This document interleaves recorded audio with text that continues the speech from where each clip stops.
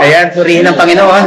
So, kahit na, alam niyo naman, kahit isa lang, pero tingnan niyo, daming illumination ng salita ng Panginoon. Iba-iba, pero praise God sa mga buhay niyo na talaga nakaka-bless po. So, ang makikita lang naman natin po dito sa verse na ito, na may clean verse po na ito,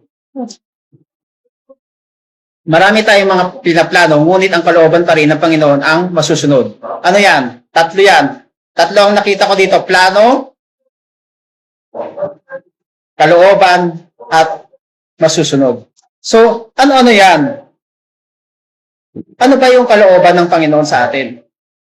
So, tignan po natin yon. Ito ay yung kalooban ng Panginoon sa atin. Ito yung nangangahulugan ng counsel. Ibig sabihin, ikaw nagpaplano, meron din dapat taga-counsel sa atin. Magulang, kamag-anak, pastors, lahat po ng mas nakaka-advance po sa atin. May experience. So, nandyan yung mga advice at makikita natin yung kalooban doon. Doon sa plano naman po, ibig sabihin yan, ito yung ating mga pag-iisip. Ano yung mga iniisip natin? Tama ba? Naayon ba sa kalooban ng Panginoon? Tugma ba? Gusto ba daw magulang mo? Agree ba yung magulang mo? Yun yung mga plano natin at idea. Diba? Pero yung pangatlo, yung masusunod. Ito naman yung establish. Sabi nga, si Lord ang mag-i-establish.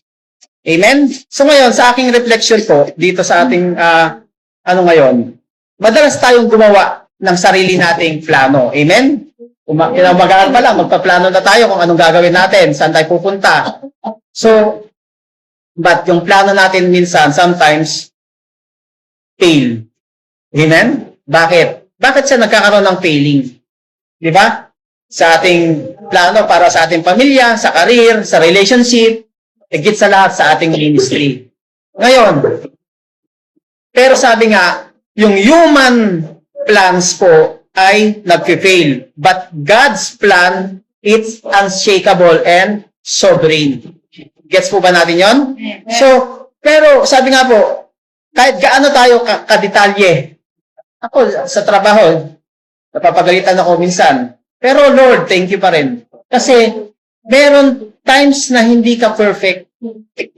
Hindi talaga. Aminin mo, magkamali ka, hindi ka perfect. So ngayon, ang ibig sabihin lang po niyan, ang plano pa rin, tayo, human lang po kasi tayo. Pero si Lord, ay Lord po talaga, sobrang makapangyarihan, the sovereign God.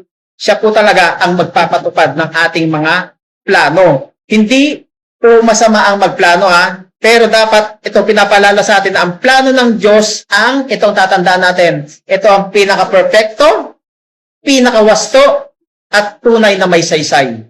Amen? Iba ang plano ng Diyos. Sabi nga, my ways are not your ways. My thoughts are not your thoughts.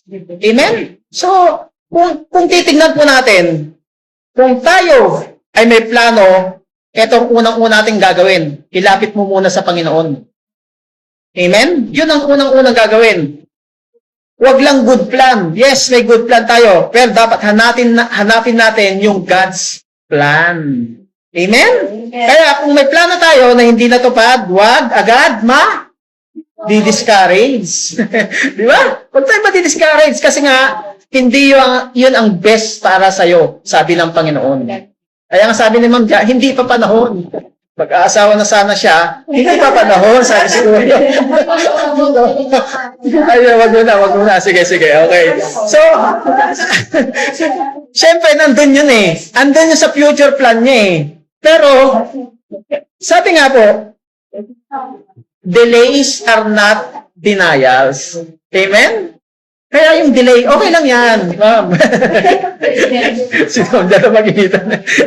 Pero, delays are not denials. Di ba? Huwag tayong kasi yung delay na yan ay mas nakakabuti sa atin. Kaya nga kung, eto naman, kung natupad naman ang plano mo, ay praise God. Purihin ang Panginoon. Magpuri talaga tayo, ibalik natin sa Kanya. Kasi nga, iyon ay align. Nangyari yung plano mo kasi align doon sa gusto ng ating Panginoon. Alam nyo ba, ang pinaka-perfect verse dito sa ating, na to? Jeremiah? 29:11. Wala.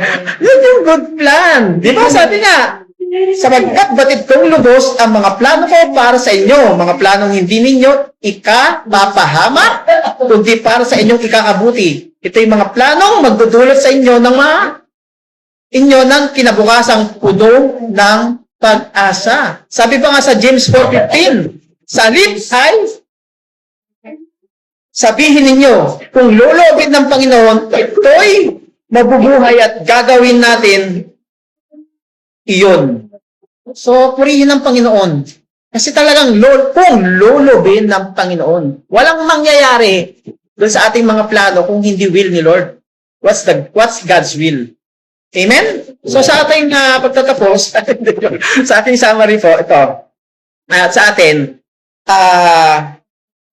yung kapatid, ang ating mga plano ay madaling mabura.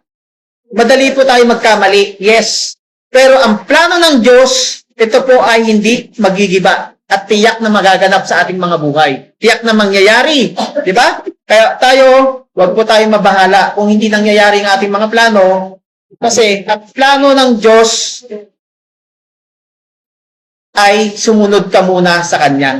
Di ba po? So, ang pinakamalaga, sumunod sa plano ng Diyos dahil doon lamang natin matatagpuan ang tunay na kapayapaan at tagumpay. Sa Diyos lahat ang papuri.